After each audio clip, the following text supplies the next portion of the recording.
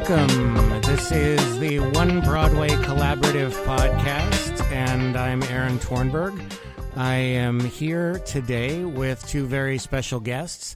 I've got Felipe Collazzo, and I also have Brandon Falls. So Felipe is the head of the Bread and Roses Festival, among other things, and Brandon is a bachata artist, and we're going to hear all about what that means sometime soon. So right now, I'm going to just talk a little bit about what's coming up at One Broadway. As always, I want to let everybody know Sunday open mic is a regular thing. It's 2 to 5 p.m., and it's also virtual. So you come to One Broadway, you can participate live, and you can also be home and do Zoom and participate virtually. Not only that, but the people who are live will go out to the Zoom people, and the people who are on Zoom will go out live in the space on One Broadway. So One Broadway Collaborative is at onebroadway.org. That's onebroadway.org. So you can go to onebroadway.org and you can find out more about what we're doing. We do have a show tonight. This is airing on Friday, September 3rd. The show is tonight with three people. It's going to be Aaron Ash Sullivan, Steve Robb, and a 14-year-old girl named Antonia. And they are all going to be here in something called Songwriters in the Round, where they will play one song each in 7 rounds and share their music with us and talk to each other about it. It'll be a great evening with lots of variety. And that's also what we're going to be doing this week is, as I said, we have the open mic Sunday, but then Monday I'm going to have a table at the Bread and Roses Festival, which is in Lawrence, Massachusetts, and Felipe is going to tell us more about that. And then that evening, Shanna in a Dress is going to be here. Shanna in a Dress is biking from California to the East Coast and back, and along the way, she's doing concerts. So we got her to come here on September 6th. That is Labor Day, and she's going to be here in the evening at 7 p.m. So the Friday event is 7 p.m., the Monday event is 7 p.m., and Bread and Roses is all day on Monday. It's going to be from 12 o'clock through about, what Felipe, 5? Yeah, right around 5, yeah. Okay, so 5 o'clock. So, 5:15. right. Let's say 5:15. 5:15, not 5:12. Yeah, not Okay. 5:12. Definitely not 12. Okay. Well, so you're going to let that extra 3 minutes go. That's right. Yeah, okay, good. So, Felipe, tell us about Bread and Roses Festival and your history with it, and maybe its history in general. Yeah, sure. So, yeah, I'm the president of the Bread and Roses Heritage Festival. I've been the president for the last 2 years. I've been involved with the festival since 2016. First year as a performer. And then I started to do the programming of the performers the subsequent years, and in the last 2 years I have been the president. I have had the distinct privilege of only putting together festivals amidst global pandemics. Last year virtually, and this year we're returning to the Common for our return to the Common. And which Common is it? This is the Campañón Common, also known as El Parque de las Ardillas in Spanish, which means Squirrel Park, which is a much more common name for our Spanish-speaking listeners than Campañón Common. But yeah, it's right in the heart of downtown of Lawrence, on Common Street, and. Yeah, the festival commemorates the 1912 strike of the textile mills here in Lawrence, where textile workers from I don't remember the amount of ethnicities, but it was a lot of ethnicities came together and fought for fair wages and they changed American history. That was one of the first major labor strikes in the country. And we have a great history here, and we celebrate that every year with this festival. And we come together with music and talks and trolley tours and events for the kids activities. I didn't know about the trolley tours. Yes. I don't have to do that. That's There's awesome. trolley tours and walking tours and great music like our guest here, Brandon, and tons more. And we could get into. I don't know if you want to ask me more questions or if I should just keep rattling stuff off because I could keep going. Well, tell us a little more. All right, sure. Yeah. So this year's program, we have Brandon headlining this year as our lead performer. Brandon Falls is from right here in Lawrence, and he's a bachata artist. And for me, it's really important to highlight our talented community members because I think that it's important for us to see ourselves at the highest kind of levels of performance. And when I find a talent like Brandon, that's something I want to spotlight to our community as a whole. Like you can headline Bread and Roses Festival if you have put the work in, and it's like a couple years ago we had Keovani headline, who we just did an event with at Imagina Arte. But so that was another opportunity that I had to spotlight our own local talent as the headliner. But we have a great day on top of that. We have, other than Brandon, and Brandon's going to be performing with Asociación Carnavalesca de Massachusetts, which is this traditional Dominican dance troupe with these really ornate costumes that they're called the Diablo Cojuelos, which is these really, it's almost hard to even describe. You just come to the Common and you'll see it. Yeah. But we're going to have them performing alongside Brandon. We're going to have Cliff Notes, which is a remarkable hip-hop artist from Boston. I love that name. He'll be joining us. He's multiple Boston Music Award winner. We have Devin Deep joining us. We have No Rats. That takes care of the main stage. And then the stage you're going to be hosting is the Acoustic Corner, which is the first time we're having it. And that's going to be complete. I just bought this little rechargeable Bose PA. Oh, good. It sounds great. It has two, you could connect a guitar, a microphone, and you're good to go. You don't need electricity. So we're going to have that set up for you.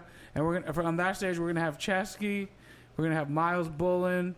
We're going to have Evelyn Blush and Barefoot Shandy, which some people may have seen Evelyn Blush and Barefoot Shandy at the Essex Art Center block party recently.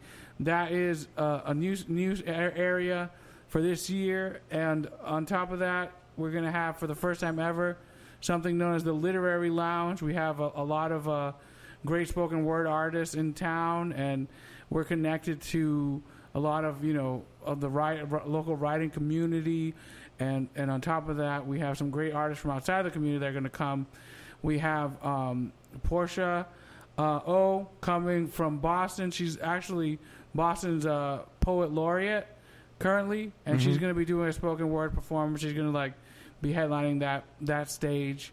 We have Adobo Fish Sauce out of Lowell, which is a spoken word duo that does a cooking kind of element to their performance as well.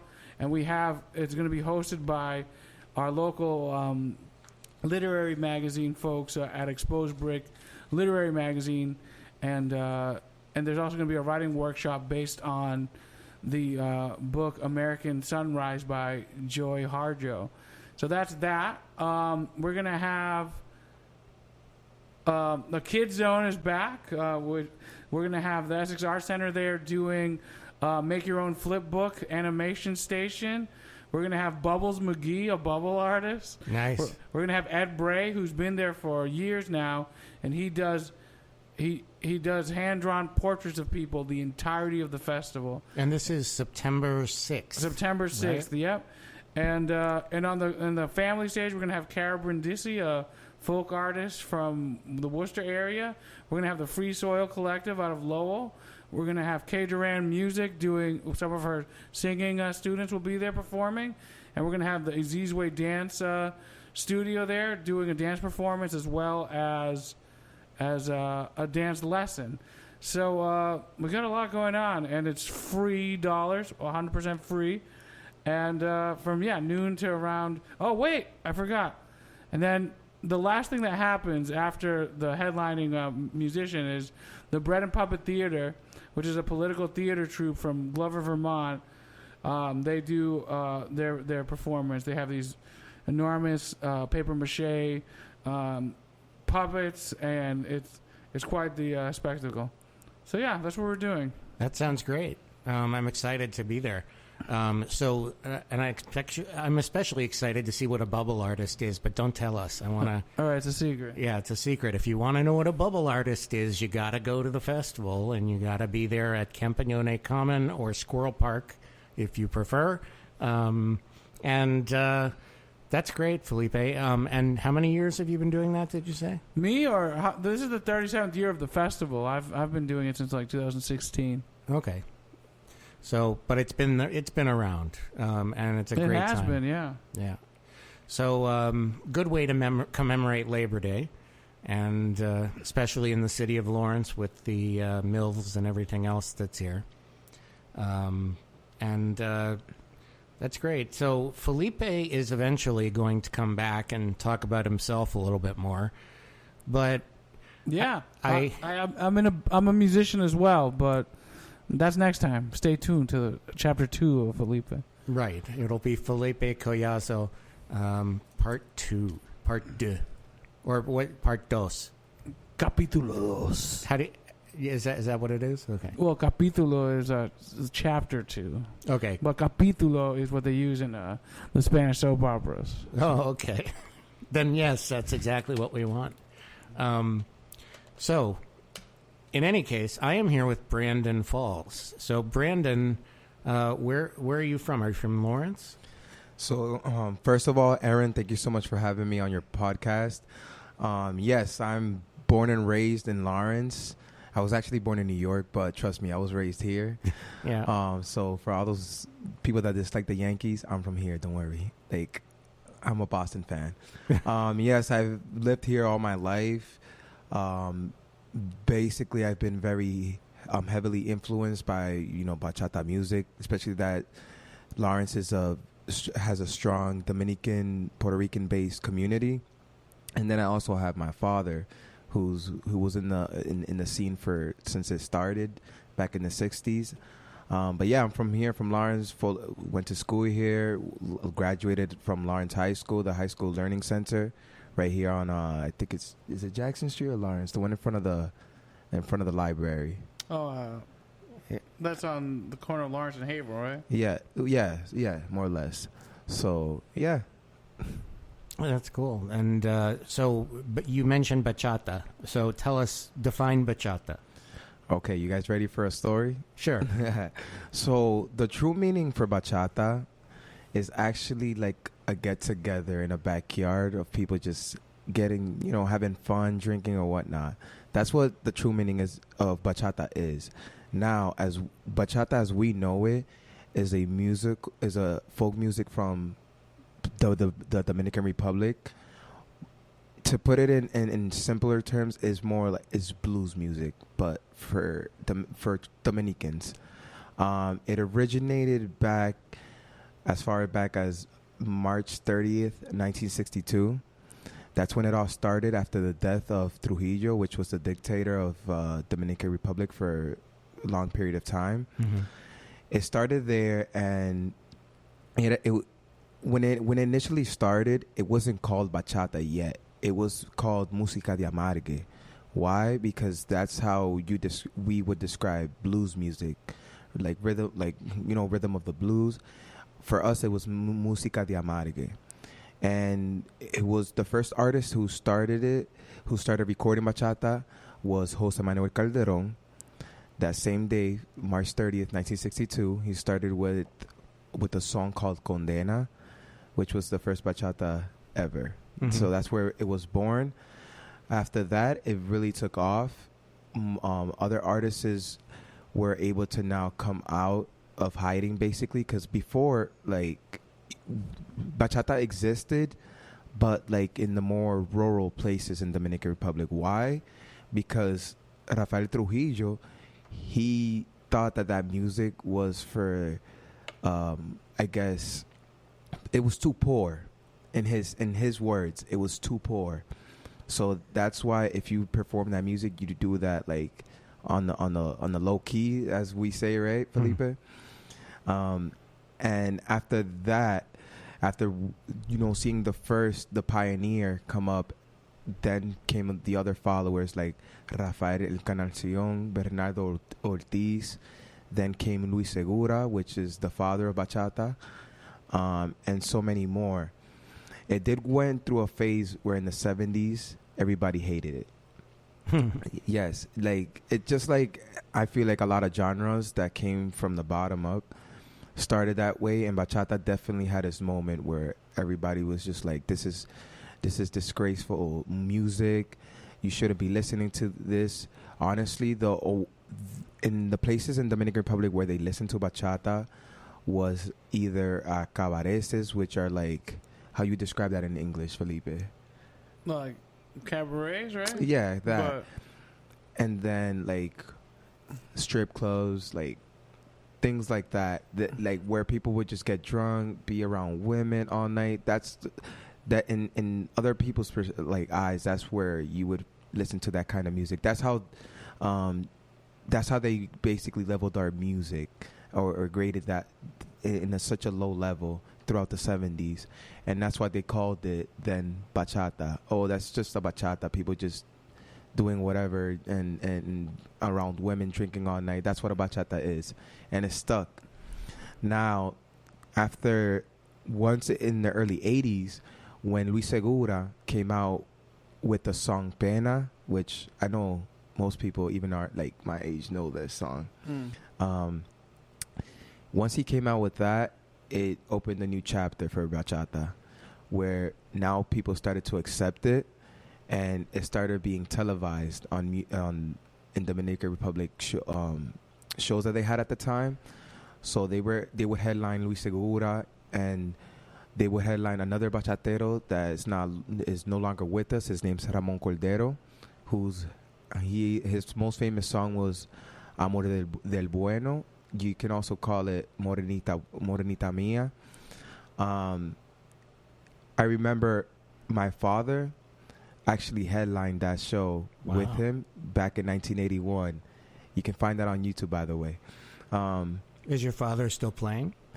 No, he's retired. Like, he doesn't. He gave it up years ago when we moved down here to Lawrence, because he used to be in the scene in New York. But yeah, he gave it up for the most part. But he's still the master in my eyes. Well, he should keep playing. He should, but I think he's having more like problems now with arthritis, where he can't really articulate his fingers that much. Oh, okay. So yeah, so that's why he kind of like gave it up indefinitely. But going back to that, my father's name, by the way, is Jaime Mendoza. Most bachateros, that's how they know him by. That was just like, you go to a guitarist, even one that's Luis Vargas, which I'll talk about in a moment. Mm-hmm. That's they know who my father is. Like, they know he's one of the pioneers, one of the legendary guitarists. To even get a little bit into that, I'm gonna be the second bachata artist to perform at the Bread and Roses Festival this upcoming Monday, and the first one was Andre Veloz, which her lead guitarist that went that day was Edilio Paderes, and it was back in those times in the 80s and the 70s. The two main guitarists that would record the bachata music was Edilio and my father, Jaime Mendoza. So they were like the two top dogs, like in that time. Now you have like Lenny Santos from Aventura, Anthony Santos, all those people.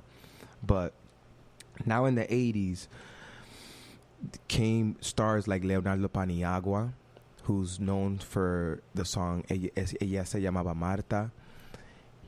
He had everybody had their own different style. Like, one was more like añoñadito, which means he kind of like cried like when he sang, which was really Segura. Leonardo Paniagua was more on the romantic side. José Manuel Calderón, which was the pioneer, was more like, we can compare him as like the Romeo Santos from back at that time, because he was the more elegant, like very romantic, all this stuff. And then when bachata started to hit a turning point where now it started to really pop in our culture was when Blas Duran came along, because he completely changed the game, where instead of, we used to use classical guitars, more specifically a requinto, to be which used to be the lead guitar in bachata. And then Blas Duran, what he did was he brought in an electric guitar and started using that to create the melodies and record bachata music. Mm-hmm. And that kind of was a turning point. Plus his lyrics, instead of being more of like, oh my, like more sad this, sad that, he started to become more vulgar. So yes.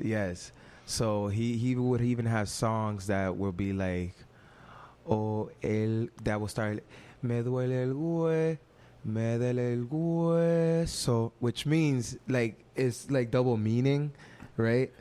And what that is, that in that time, it caught a lot of people's attention, because it was like, oh snap, I never heard it before, like something recorded like this way. But that's where the magic came from, because what he was trying to say was the way I said it is that his back, like one of his bones on his back hurt or something, but it really meant something else. I cannot say that on this podcast. I figured. Yeah, out but you know what I mean. So that double meaning stuck to I'd say made a huge influenced a lot of what was coming next, which then came Luis Vargas, which is probably one of the mega stars in the genre back in the 90s. Mm-hmm. Then came Anthony Santos, El Majimbe, which to me, he is the best bachatero that exists in this planet, period. Then came Raulín Rodríguez, El Cacique de la Margue, that he had his most popular song, Medicina de Amor. And then from there on, the 90s, it was golden for the genre, because anybody that threw out a bachata after that point, after 1991, it became an instant hit. It didn't even matter if you were like this front runner or famous person. If you recorded a bachata, threw it out there, it became a hit instantly. Even for a day, it didn't matter. Wow. And then the crazy thing, though, the most beautiful thing was that now towards the late 90s, you had these four individuals that they were born and raised here in the States, in New York, more specifically like in the Bronx. Mm-hmm. And they formed a group which was called Aventura.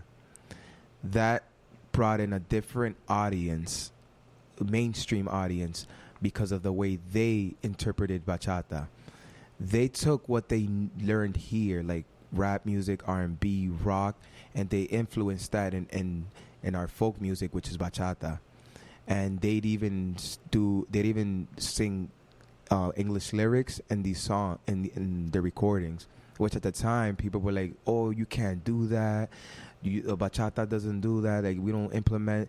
Because in the Dominican mind, they're very structured on like what something's supposed to sound, like what our music is supposed to sound, and that to them, if it's not specifically that sound, then it's never going to work. But Aventura didn't care. They bended the rules. They broke the rules, actually. And after the year 2002, when they released their track, what's it called? Obsesión. Mm-hmm. That's when bachata went mainstream all over the world. It started to be listened around in all of the United States, different countries, overseas, anywhere you name it. I just don't think it made it out to Japan yet, or I don't know. I just don't see like if that's made it down all the way down there. But anywhere else in the world, it's made it, and that's due credits to Aventura. Mm-hmm. And then after Aventura came out, bachata became cool for young kids now, where now everybody wanted to learn how to play guitar, everybody wanted to learn how to write their own lyrics, and throughout the years, it's now there's just so many bachateros out there. Back then we were very limited, because back in the like with my dad's time it was only 2. Now we have a variety of bachateros all over the place. Even people that are not Dominican, they love to perform this music. They love to learn the guitars, and then that's basically where bachata came from. Right. Well, to sum it up, yeah. You know what? We need to hear one. Yeah. Now we know what it is. So can we hear one? Is this one you wrote or one you wrote? Yeah, so the song that I'm going to interpret right now is one that I wrote. I usually write all my songs. And it's the most recent single that I just released, which is out on Apple Music, Spotify, Tidal, Deezer, YouTube, anywhere, any digital platforms available. And it's called Señora. I did record this song a year ago, but, me being a perfectionist or whatnot I had to take my time to be able to release it, but it's out now. And I would like to take a moment to just show you guys real quick.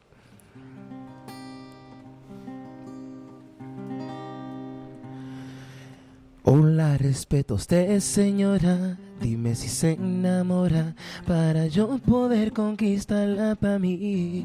Si usted de mí se enamora, yo le juro, señora, que la llevo de compras para París. Y si usted se comporta bien sería mejor. Así yo puedo darle de todo mi calor. Le hago el amor 1000 veces y con mucha pasión. Le entrego mi corazón. Si conmigo vas a estar, yo le prometo que yo la voy a amar. Y le hago el amor antes de irme a trabajar. Póngase a pensar, mi señora. Si la logro conquistar, yo la llevaré a lugares muy especiales y luego la llevo antes de un altar. Póngase a pensar, mi señora.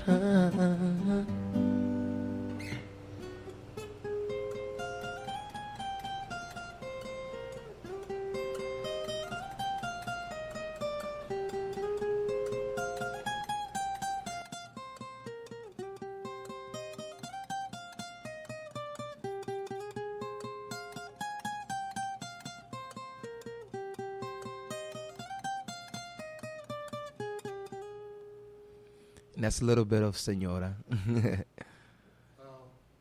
Should we play that? Why not? You want to play the song, like the track? Yeah, so everybody can listen to it. All right. So this is actually the track that that Brandon just recorded, and this is released today. The first thing it's on. Wow, I'm honored. Thank you. So this is Señora. So everybody can have a listen. It's about 3 minutes, and then we'll talk about it.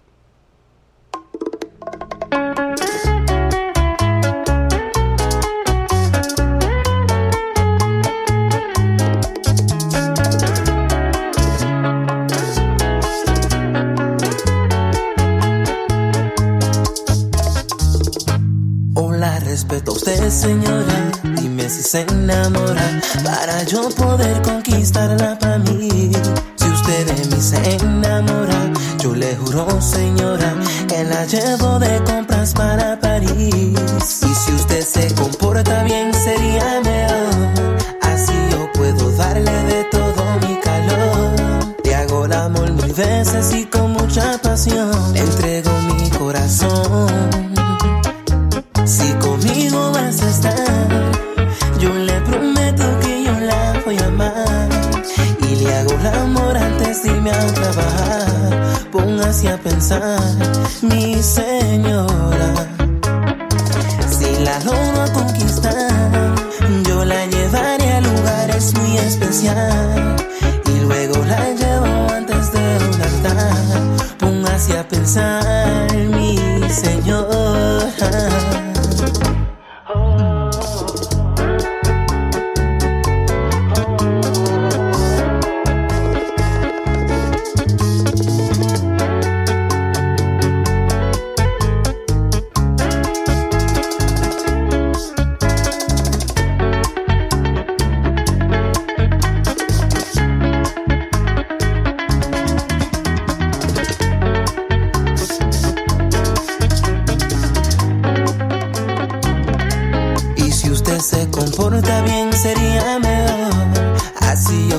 darle de todo mi calor. Te hago el amor y necesito mucha pasión. Entrego mi corazón.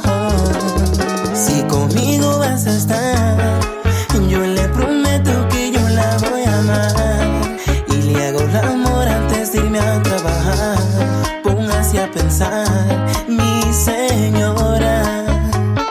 Si la logro conquistar, yo la llevaré a lugares muy especial. Y luego la llevo antes de un altar. Póngase a pensar, mi señora.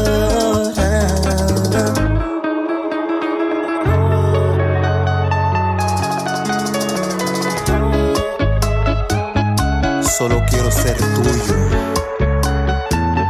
I'm just trying to be your man. It's Brandon.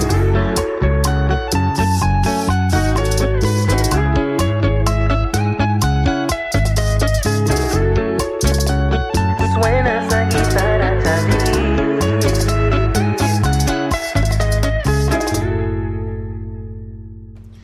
Wow, that was awesome. So that song you were just releasing on Spotify and all those platforms, things like that, right? Yes. Is that so? What's the best place people can hear it for sure? Like, it's already released on like iTunes or. Yeah. So. Oops. Okay, mic's on. And that's all right. So, yes, it's all over iTunes, Apple Music, which is kind of the same thing. And to make it even easier so that everybody can go ahead and tune in, YouTube. Like, it's there free. Okay. Like, anybody can just go in, hit the like button, subscribe. There you go. And enjoy the new music. Is it under Brandon Falls? Yes, it is. Okay. Brandon Falls. All right, easy enough to remember. And so you have a website or anything like that? I don't have a website, but I do have social media. Okay, how can people find you on that? So, very simple. My Instagram is It's Brandon Falls. Same thing with my TikTok, the same name. And then on Facebook, you can find me as just simply as Brandon Falls. Okay, great. Yes. Great. So now you grew up in Lawrence, you said. So you went to the Lawrence schools and everything. And what was it like growing up around here? So, yeah, all my life I grew up here. It was definitely an experience. I say I wouldn't change it for anything. We have to be a little bit realistic where we growing up in Lawrence was a little tough, especially because we come from a city where people expect us to fail, I guess. But it's always good to see that we can fight through that. And that's what always drove me as a little kid was we're this community has something special that no other community has. And being around other diverse culture, like not just Dominican, but you have your Puerto Ricans, you have your Guatemaltecos, you have your Mexicans, all in one community.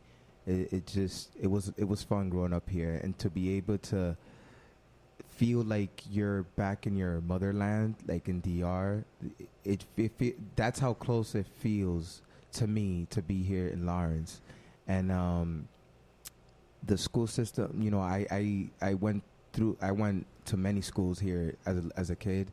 I can't name them all right now because my mind is just not there to remember all these schools, but definitely grew up 100%. This community to me it's a blessing, and I just wouldn't. I feel honored to have been, have been able to grow up here in Lawrence. How have you seen it change since you were a kid? It's changed a lot. Let me tell you.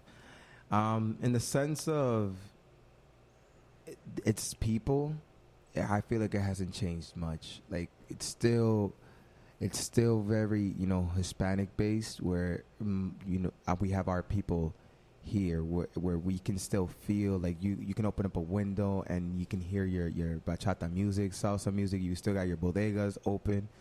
I feel like that hasn't really changed much, other than just new buildings and new schools, I guess, like stuff like that. To me, I haven't really seen a huge difference from when, growing up. Yeah, and do you have any siblings growing up, or? Oh, yeah, I do. I have two brothers that I grew up with. My older brother is Brian. Shout out to Brian Defoe. And then I have my little brother, Braulin Defoe. Yeah, they were my two siblings that I grew up with. Brian and I are just 1 year apart. Mm-hmm. And then I am 4 years apart from my little brother. And, they have their own hidden talents, too, by the way.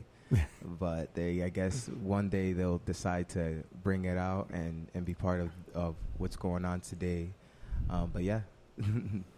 So, how did you get into music, and are you now full-time musician, or what do you do? Like, what did you do and what do you do now? Yeah. So if I was full-time in music, I would not be wearing the suit right now. Let me tell you that. But the way I got into music was basically the connection with bachata and my father. Over 10 years ago now, when I started to get, actually learn how to play an instrument and become musically involved, I'd say over 10 years ago now, where I had to prove to my father that I had music in me or had a musical ear. So I remember I sat him down. I'm like, "Pa, we got to sing this song so that you can see that I can actually keep up a rhythm and stay on the right key." And then he's like, "Okay." So then I remember telling him, "Oh, play this song, Amorcito de mi alma," from the pioneer, José Manuel Calderón. He started doing the, what's it called? The rhythm.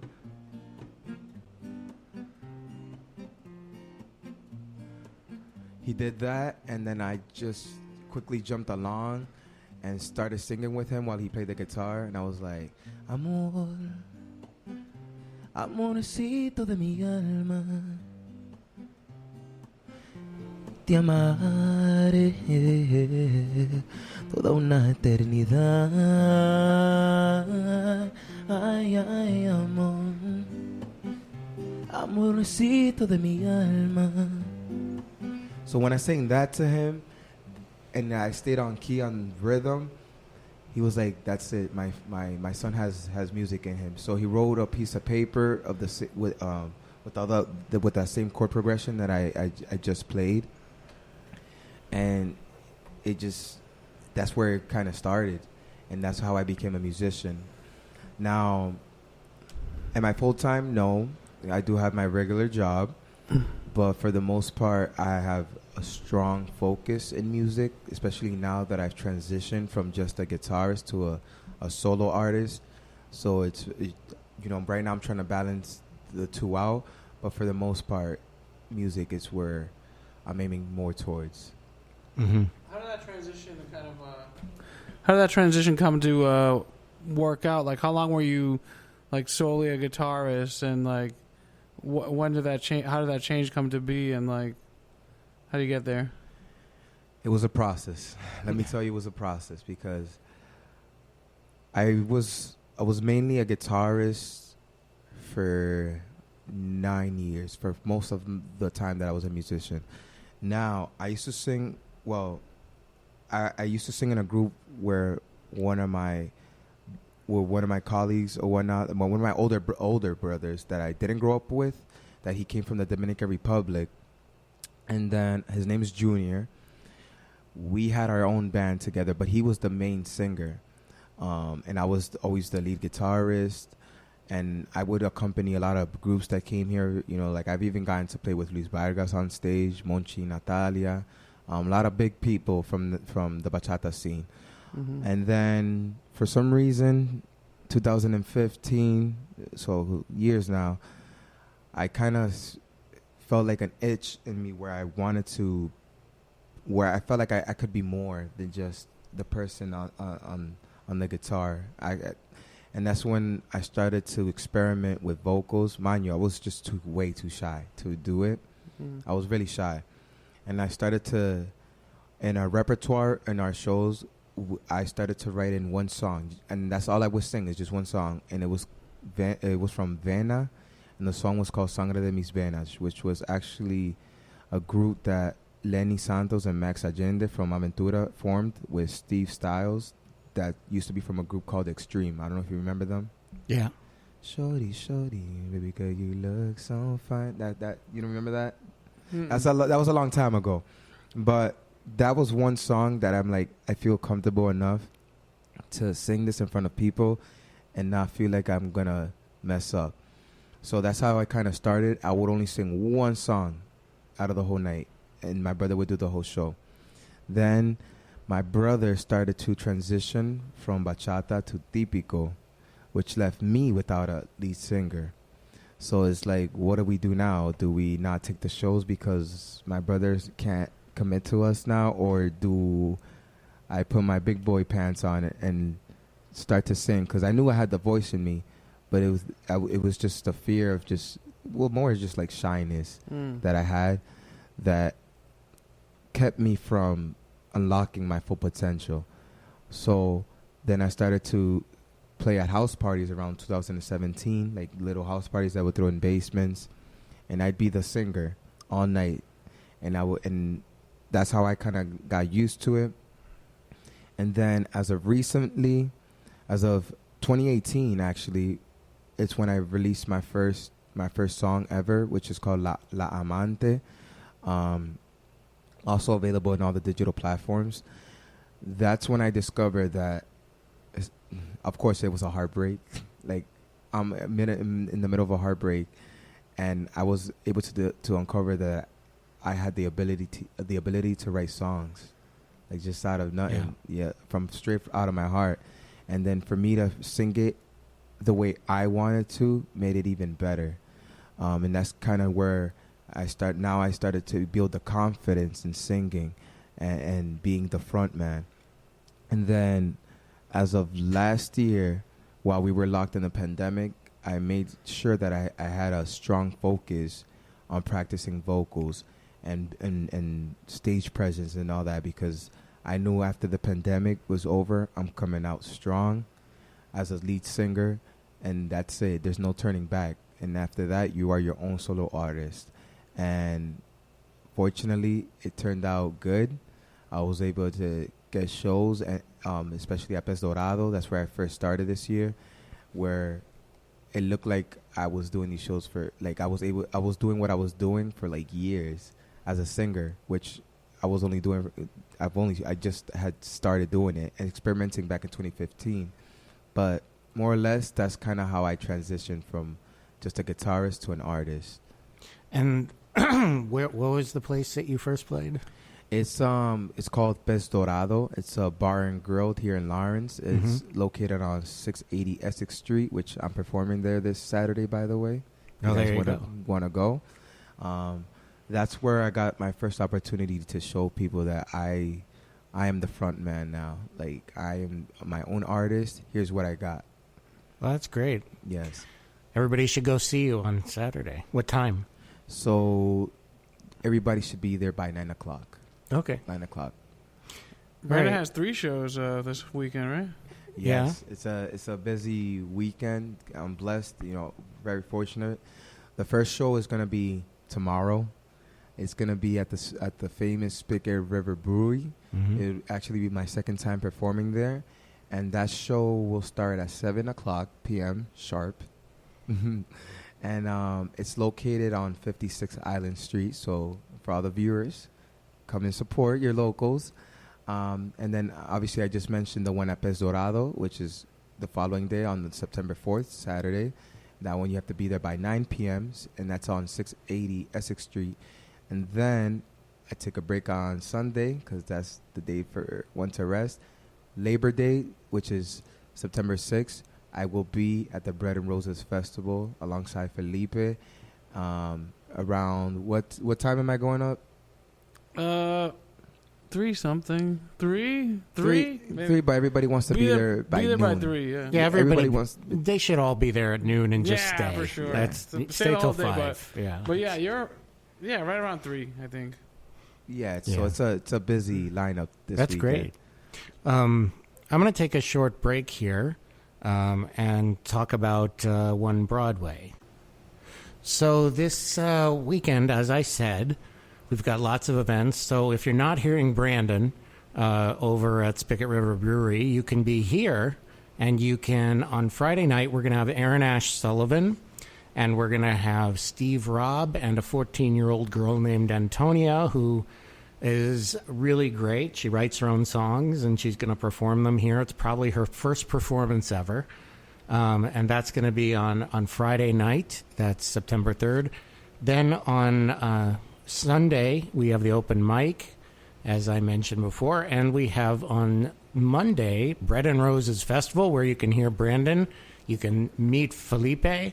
And you can see me sitting at a table and hosting a sort of musicians' cornucopia of different people. And we're going to be doing that. And then Shannon Address is coming through on September 6th in the evening. At 7 p.m., she'll be here at One Broadway Collaborative. That's at One Broadway, Lawrence, Mass. And you can find all the information about our events and things going on at onebroadway.org. So check that out. All right, so let's go back to talking to Brandon and talking to Felipe, maybe. We'll see. Maybe. Felipe talks every once in a while. And I got some questions in my head, too, for Brandon. Oh, well, how about you take over a little? You tell me. You're used to a podcast. What do you want to ask? Oh, well, I was just kind of, because I heard Brandon talking about the bachata guitar, and, his dad is proficient in guitar, like one of the legends. But I'm curious if, has bachata guitar always had that signature style, or did it evolve to the, fast finger picky kind of thing that you're used to hearing in a bachata song? How did it evolve that way? Oh, it definitely evolved. So back then, right, like I mentioned earlier, they used to play, before Blas Duran, they would play with a classical guitar. So their style was more like a bolero type. So they would play like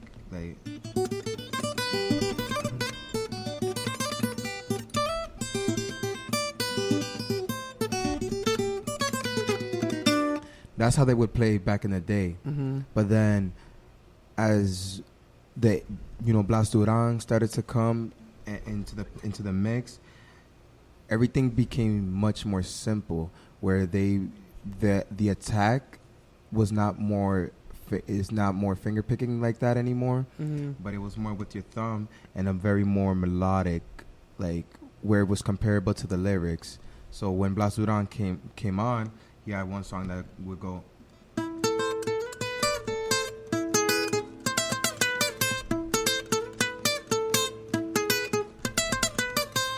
So there you can tell the difference in style. Yeah. And then that's how that it evolved from what you heard previously into basically you're hearing that now. Now, more like up to date, you would hear different melodies just because bachata became so urban. So now you would hear like more like, for example, melodies that would go.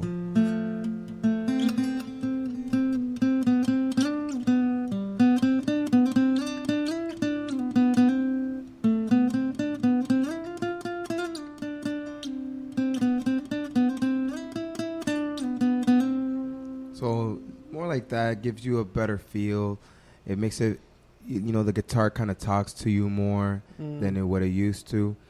So that's definitely where bachata is at now. And you mentioned bolero and some other styles. So those are Spanish styles. Yes. So the Spanish style that you're adopting, what would you say you're closest to in terms of like the evolution of Spanish music? Like, what do you mean? Well, like, there's Spanish classical guitar and Spanish guitar style that's sort of distinct, you know, and bachata certainly has that, but what's the difference, and where did that evolve? Like, how is that influencing it? Yeah, so I know bachata's more on the bolero side, not like on the Spanish guitar like flamenco. Mm-hmm. So it's more on the bolero side, and the way it evolved was just the different techniques that they implemented, and rather than just doing the finger picking, because it's more complex when you're doing all this like all that stuff. There was people started to play in a way where they could only play the way they knew how to, Mm-hmm. and that's kind of how it started. So people would just literally be in their rooms, like, oh,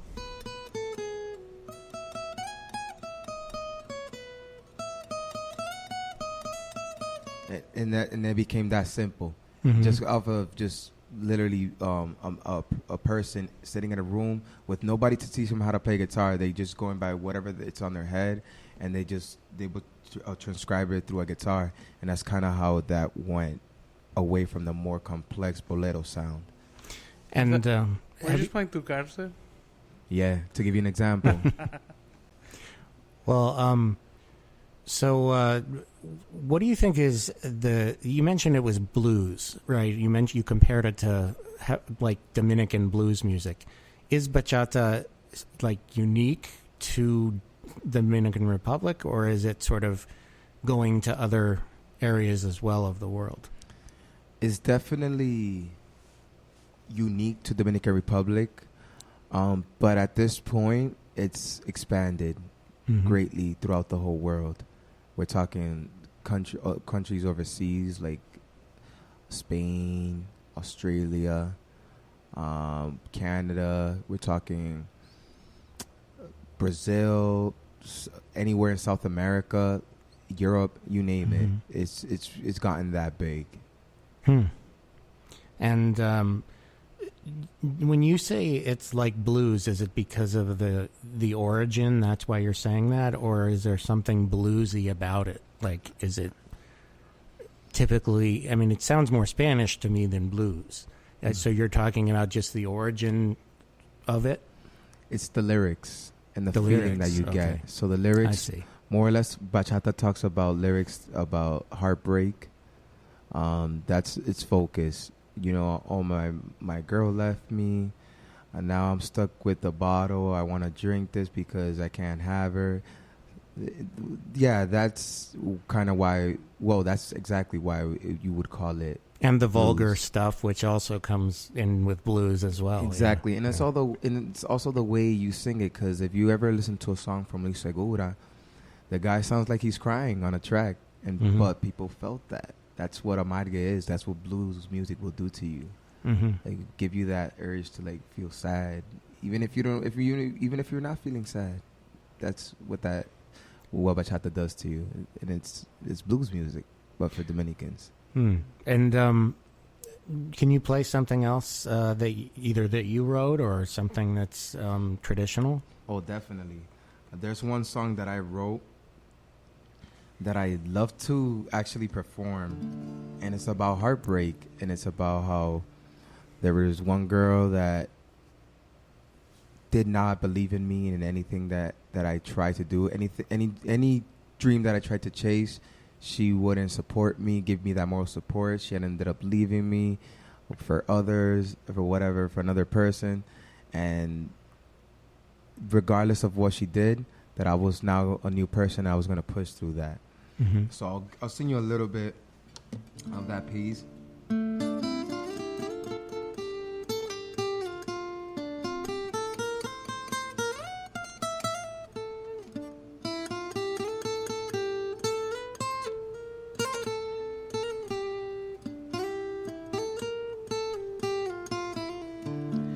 Tengo mucha gente que creen en mí y Me dicen que merezco de ser feliz, que tengo un buen corazón y que yo debo de cumplir mis sueños. Pero hay una que piensa lo contrario y me quiere ver infeliz. Se burla de mis sentimientos y de ese amor que llevaba por dentro. Yo te venceré y voy a callar esa voz tuya, la que me dice que no valgo nada y quiere impedirme de cumplir mi sueño. No pensaste en mí cuando yo más te amaba. Te burlaste de mí cuando otros se agarraban. Me dijiste que ya por mí te no sientes nada. Te llamé a las 4 de la mañana y con otro estabas. Yo te venceré y voy a callar esa voz tuya, la que me dice que no valgo nada y quiere impedirme de cumplir mi sueño.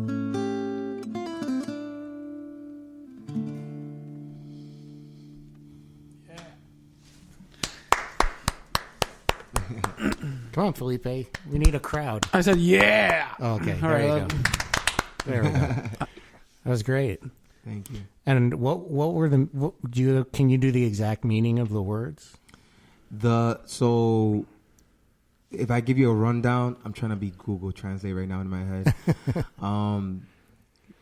Essentially, it goes from the beginning. It's telling you that there's a lot of people out here, like there is today, that support me and that think I deserve to be happy, and that I have a good heart and a good mindset to get wherever my dreams take me or wherever I want to go.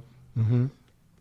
But there was just one person that thought the opposite and that always wanted to see me in the darker side and always basically make fun of my feelings, my emotions, my true intentions, and to top it off, even the way I loved that person, everything was basically a joke. And then when you got to the hook, that's where I gave myself power to tell you, you know what, I will overcome this situation. I will beat you like this. I'm not going to give in to your hate, like, or whatever you have towards me, but I will get through this regardless of anything. Mm-hmm. Mm-hmm. That's great. Thank you. You're welcome. So, do you have another one? I have more. Of course you do. I have more. Before we play another one, could I ask a question? Yeah, go Sure. ahead. What could people expect from a Brandon Falls show? So what people could expect is true, like, obviously a fun night, dancing all night, but really pay attention more to the emotion and the feeling behind our performance, because it comes out of our true, like, raw energy, and just expect to feel a connection, even if you don't know what the words are saying. But just know that you're going to be at a show where you're going to make a connection and also have fun at the same time. Mm-hmm. Well, that's sounds like a fun show to me. Yeah. And hopefully you'll play one Broadway at some point. Why not? We're here now. We just got to make the whole thing happen and sounds do a good. whole session. I'm down. All right, so everybody keep your eyes open for the onebroadway.org announcement that Brandon Falls will be playing there. So why don't you do another one then? Yeah, of course. This one that I'm about to do is probably my least favorite song. Why? Because, and mind you, everybody loves this song. I don't know why, but everybody has their way to connect. It's funny how that works, huh? Yeah, definitely. It's called Mujeres de Hoy. This one's definitely about heartbreak, about how I interpret what this person did for like to me, and how I felt towards a whole. How do I say this in the most respectful way? Like how I felt towards a woman in my eyes, based off of my relationship, is what I'm trying to say. So it goes a little bit like this.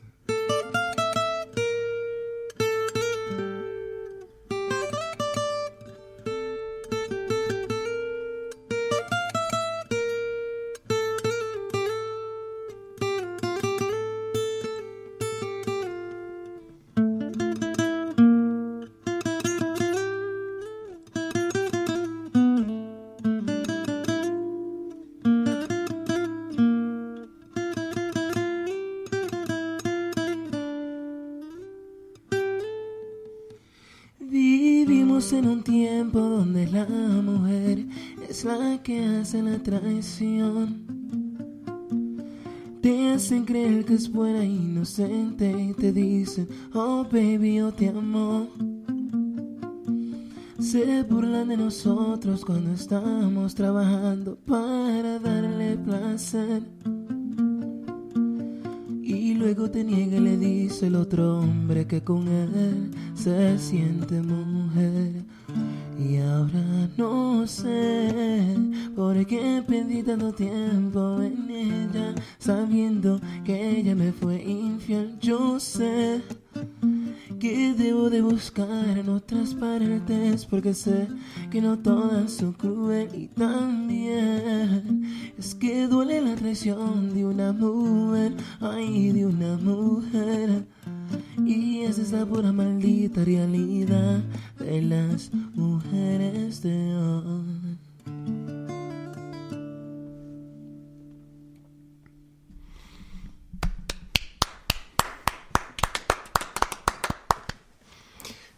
I'm not used to this, Felipe. Usually it's just me clapping. So, I'm excited because you're here to clap as well. So it's good. That's what I'm here for. That's right.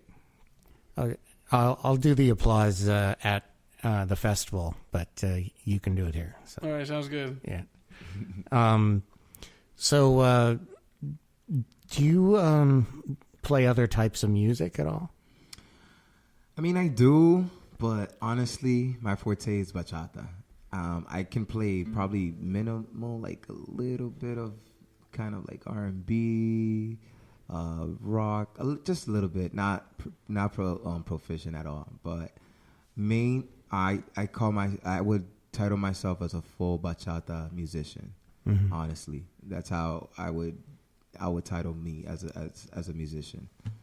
Do you ever sprinkle in any of those R&B or rock songs in your set, like to mix it up? I do, especially like reggaeton.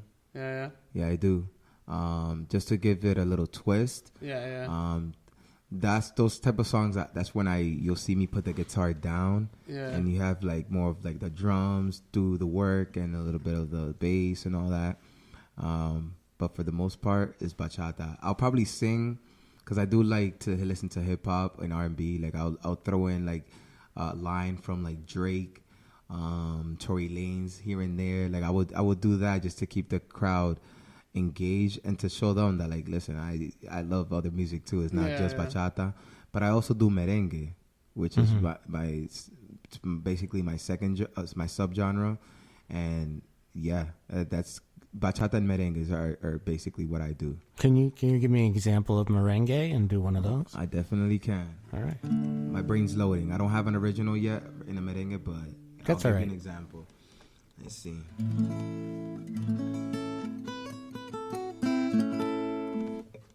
Here you go.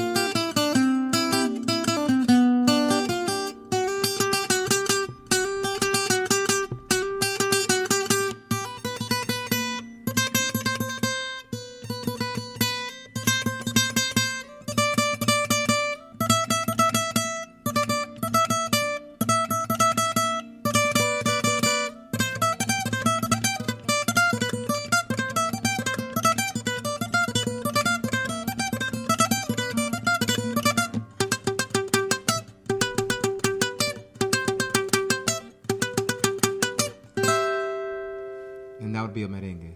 Oh, nice. Again. Woo! There we go. Are you classically trained? Like, did you learn from sheet music, or just it's all by rote? All ear. Yeah. Honestly. All ear. No, it sounds good.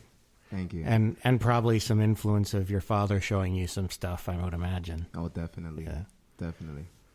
Yeah. And when did you start playing? Back early 2010. It was my 8th grade year. So it was 2010, yes.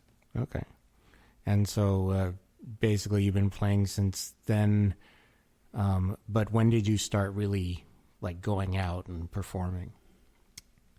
2 years after I started, which around 2012, where, mind you, like for me to learn how to play a guitar, to teach myself, I kept myself stuck in my room for 2 years. Oh, yeah. I wouldn't go out, no time for friends, just literally guitar. It was like a huge, like hyper focused. And after that, after 2 years, I formed my first band. You're gonna laugh, but it used to be called Grupo Swag, which was terrible at the time. A great name. I mean, at the Bring time, it back. yeah. I mean, at the time, we thought it was the greatest thing ever. But that's how I essentially started to branch out and play live gigs. I remember I would even like go with my friends after school. One of my old band members, we would just walk the street of Lawrence, literally just with a guitar and playing bachatas, and then people would notice us. And like, oh, look at these little kids. They're actually nasty, like playing bachata. Look at them, look. And then just so people can notice us. Mm-hmm. And then from there, I was able to be blessed with one of the local musicians out here. His name's Feli. He's the bass player out here, and he brought me into his band as a lead guitarist, and that opened the doors for me to play like at nightclubs and actually earn money and just work on my craft while on stage. Mm-hmm. Yeah. Well, that's great. And you have some skill with speed on the guitar. So Yeah. how do you keep in shape? Do you do exercises? Do you practice still all the time? I mean, how do you? I don't really do exercises, but I just pick up a guitar any chance I have. Like honestly, like every day. Ever since I picked up the guitar, I've never let it down. Mm-hmm. Mind you, when I was in Puerto Rico this past weekend, I felt like my hands were itching because I didn't have a guitar next to me. Me and my roommate, because we went together, that's how we felt like all the time. But for the most part, I pick up a guitar every day. Yeah, you can't get them on the plane down when you go down? I mean, not that we couldn't. We were on vacation, so we didn't plan it, even though we should have. I don't know why we didn't. But I knew the whole time I was there, my fingers were itching. Like, oh, you need to touch a guitar. Yeah, I have that same feeling sometimes. That's I understand. So what do you have a song coming out, but do you have an album yet? Like a full? So the full album is in production. Okay. So this is the single Señora that I just released today. Is just a glimpse, but there's a lot of music coming out. Let me tell you, there's still not a due date for the album because I don't like to set a date, and then obviously, I don't know if you're hip to like what Kanye West has been doing, where he said he was going to throw it out this day, but then never got released until like this weekend. Last Friday. Literally. It was worth a wait. It was. Great album. Shout out to Kanye West. But yes, the album is in production. It'll be my first studio album. It will contain of 10 songs. People usually do like 7 or 6 or just 5, like an EP album. Mm-hmm. But for my first album, I want to go hard. Like I want my sound to be there, full bachata, a full blend of the old with the new, a couple merengues in there, and a little surprise. But that's in the album. All right. Let's hear another. Of course. We'll start with the first song that I've ever written. It's called Amante.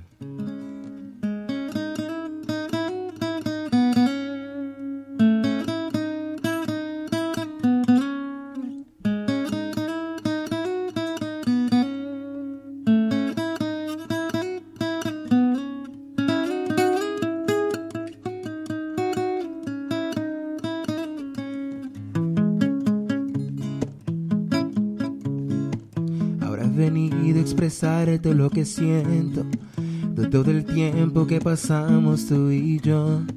Yo entendía que éramos solos amantes, pero sin querer mi corazón se enamoró. Solo pensaba en tener una aventura para conocer ese lindo cuerpo que tenía. Pero en poco tiempo mi corazón me mentía y como un loco se enamoró de tu calor. Y somos ajenos, los dos tenemos a alguien que nos espera en la cama para seguir amándonos. Y ahora estoy sufriendo porque engañé a mi mujer y no me quieres a mí. Eso hice por ti, mi querida amante. Te has clavado en mi alma y no te puedo sacar. Ay, me duele tanto que no te dejo de amar. Y eso me pasa por andar atrás de ti. Ay, es que a mi familia y no me quieres a mí. Eso hice por ti, mi querida amante.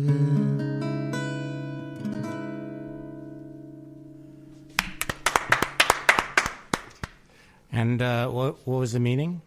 The meaning of this song was more about getting with the wrong person when you shouldn't, especially if you have your significant other, where by mistake, which sometimes you can't control, my heart started to feel something for this person, even though we shouldn't have been together.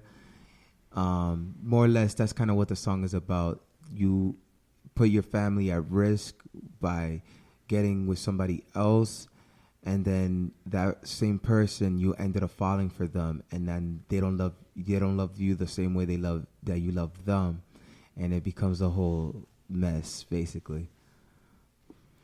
Yeah, so it sounds like you've got a lot of those songs, and that's bachata. That's bachata for you, man. It's Yeah. heartbreak.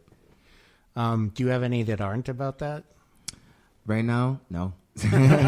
Honestly, I can't write anything if it's not about heartbreak. Honestly, there's a bunch of songs that I do have, but they're just not out yet, and I won't sing it until they're like out. Oh, okay. Yeah, a lot. It's a lot. Yeah. All right. Well, we got time for some more. Yeah. What do you want to hear? You want to hear some more like traditional bachata? What would you want, Felipe? No, maybe actually maybe we could do one together. What do you know? Do you know Stand By Me? The like Prince Royce? Yeah, I do. I know the chords Yeah? and the riff. Yeah, the bass riff. Well, I could do the first verse in English and then you could take it away. What do you think? But I don't know the lyrics to that one. Oh, you know? Nah, I know it on the guitar. Oh, gosh. My mistake. Well, why don't we do it anyway? Or am I stealing the show if I sing?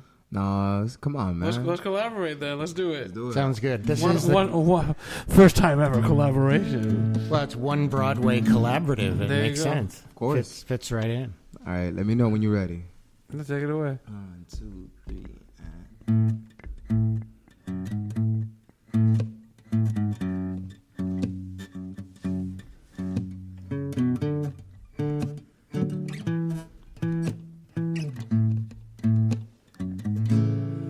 When the night has come and the land is dark and the moon is the only light we'll see. No, I won't be afraid. I won't shed a tear just as long as you stand by me. So darling, darling, stand by me. Oh, stand by me. Oh, stand by me. Stand by me. When the sky that we look upon will crumble and fall, stumble to the sea.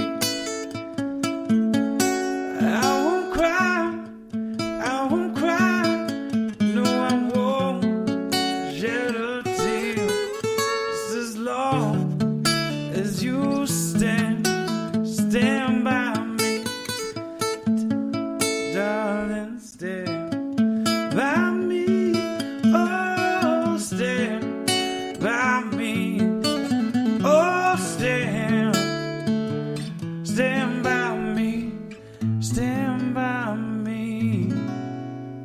Yeah.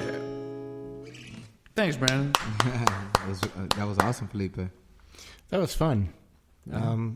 See, now we have an actual collaboration on the podcast. There you go. Is that a first?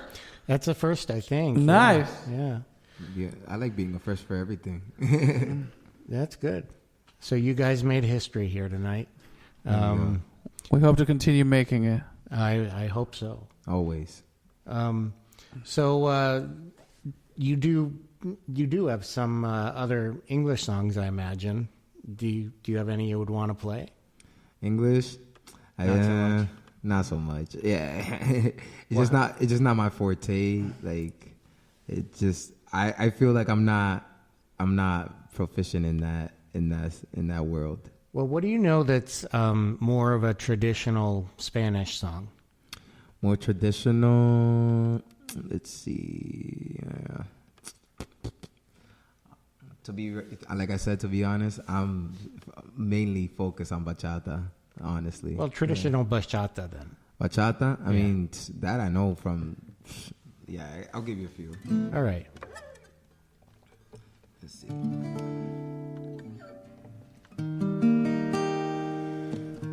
Me mandaron una carta, mujer, y no la recibí.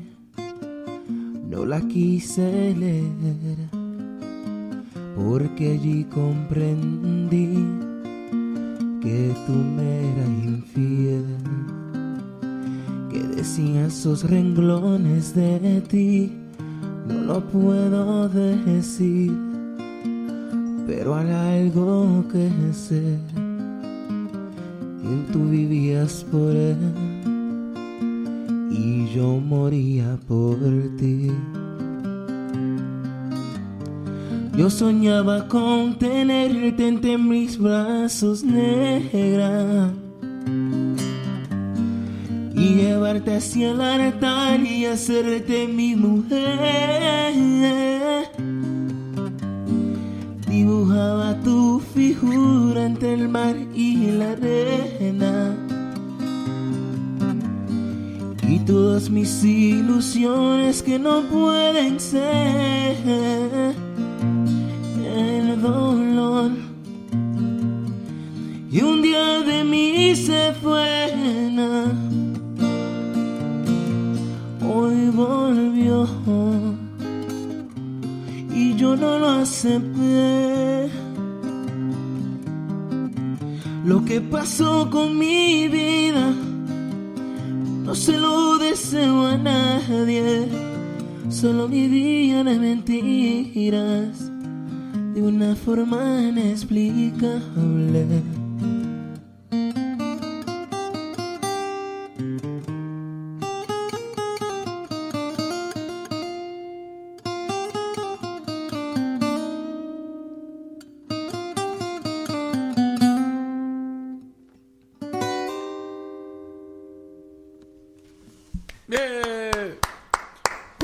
That's actually an oldie from Luis Vargas, Volvió el Dolor. Came out in 1997. It's probably one of the top 3 bachata songs ever recorded. Wow. Yes. And can you translate that one? That one, if I go word for word, it's about, to break it down word for word, they send me a card, right? A letter in the mail saying that they would want, they would, like the one that, how do you say traicionó? Like betrayed me. The one that betrayed me would like to come back to my life, right? And I decided not to read it. Why? Because I already knew what happened. Like, you were unfaithful to me. Mm-hmm. I'm still trying to translate it in my head. Yeah, so you were unfaithful to me. Aaron, you're asking for a lot. The on-the-spot translation is not the easiest thing. It's not the easiest thing, but I kind of got it. Like, if it's a song that I really, really know. Well, if it's a rough translation, that's fine too. How about a summary? Okay, yeah, summary. There you go. Basically, the woman that betrayed me, I'm using me as an example, tries to send me a letter to come back into my life when we already know what happened. You were unfaithful, and you're basically a headache that's trying to come back. That's what el volvió el dolor. My pain has returned. Is if I put it in exact words. It also goes through like where a circle of people would say negative things about that were so negative that I couldn't even be able to tell you. But there was something that I knew for sure is that the person that you betrayed me with, you lived for that person. While I was your ride or die. Mm-hmm. Yeah. So, and that's more or less the song. Cool. So, there's a question I like to ask at the end of the show, kind of, and I like to ask, there are a lot of people listening who may want to do what you're doing, who might want to know, how do I become a bachata artist? Do you give advice to people like a kid? Let's say a kid comes up to you and says, I want to play guitar, or I want to do bachata. What do you tell them? Honestly, I tell them, do it.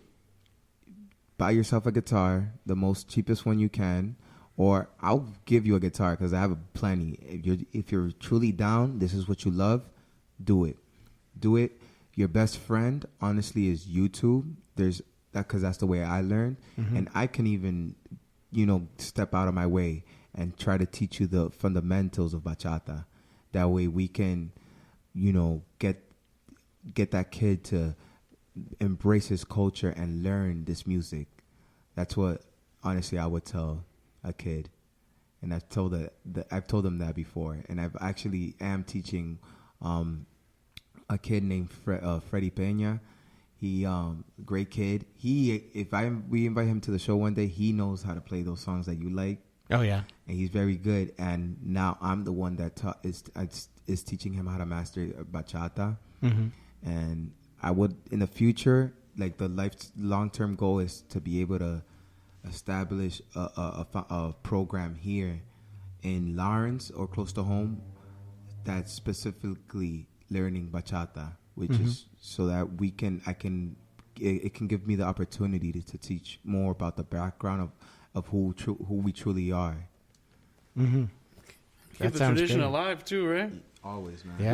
Makes me think of like how like what you're talking about, how in New Orleans and like the New Orleans jazz, how that's like they teach the kids like right from the jump to keep that tradition alive. Everyone plays a horn and all that. It's the only way, honestly. Yeah. We us as Latinos, we carry something. We all carry something special from home, and for me is the bachata that came from the Dominican Republic, and I would love to have that embraced by others as well, especially young kids coming up.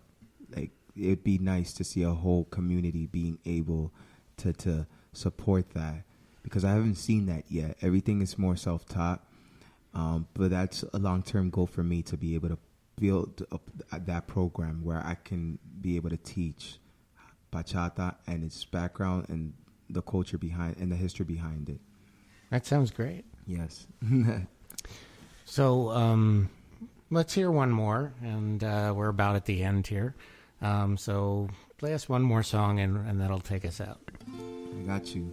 I'm gonna sing probably the most popular bachata ever recorded.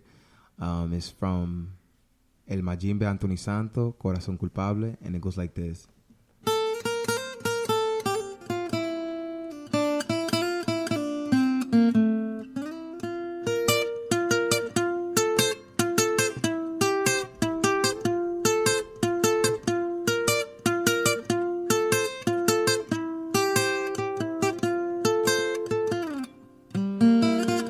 Si fracasó mamá, tú no tienes la culpa. Tú a mí me lo dijiste, que pensara muy bien, porque en la vida quisiste amores con malicia. Yo no quería enamorarme, no. Yo no sabía que iba a ser así. Creñeño de ella todo se lo di. Sí, ay caramba, qué dolor el que siento yo. Mi corazón, tienes la culpa de que de ti él se enamoró. Me enamoré, y yo no sé y cómo fue. Me enamoré, y yo no sé ni cómo fue.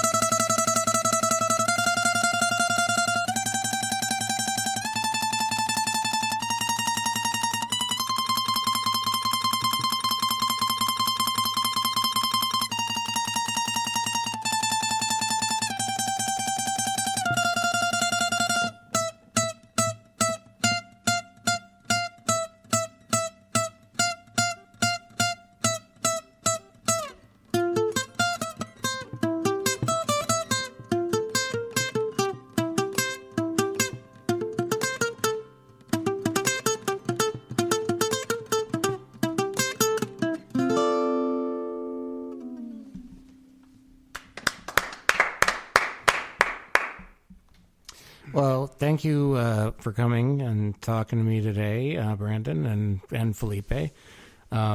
This was a lot of fun. Mm-hmm. I learned a lot of stuff, and I think, we're going to hear more from you, and hopefully you'll come to One Broadway and perform. And then, Felipe, I hope you'll be on a podcast in the future to express your music and all the stuff you're doing around. Yeah, so, I would love to. Yeah, and Brandon, why don't you mention again your social media and everything so people know where to go? No, of course. And Aaron, it was definitely a pleasure to be here on One Broadway Collaborative. It was definitely a fun experience.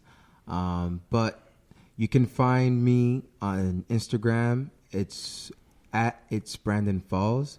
On Facebook, you can find me as Brandon Falls. And then TikTok, same thing. It's Brandon Falls. Great. And so everybody go and like his page and all that good stuff, and like his posts every time he posts, and all the things we do. And come see him on Monday. Absolutely. At the Bread and Roses Heritage Festival. Yes. Noon to 5 p.m.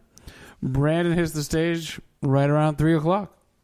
Yeah, so, and let me mention what's going on at One Broadway. So, I know Brandon's got a show on Friday night at Spigot River Brewery, but he's also got a show at the other place on Saturday. So I think... Pez Dorado. Pez Dorado. So I think people should come here on Friday night, go to hear Brandon on Saturday, and then come Sunday to the open mic, and Monday to the Bread and Roses Festival, and Monday night to Shanna in a Dress. There's your music weekend that sounds fantastic. Yeah. And you should hear Brandon at the festival as well. So, and you could definitely count on all three of us being at the Bread and Roses Festival for sure. Definitely. Oh, yeah. And you can come visit my table, and perhaps if you're a musician, I might let you play a song or two in between acts. We'll see how that goes. Sounds good. All right. So that's it for One Broadway Collaborative podcast this time. And remember to go to onebroadway.org. That's onebroadway.org. And you can find out more about all the events and all the things happening here at One Broadway Collaborative at One Broadway, Lawrence, Massachusetts.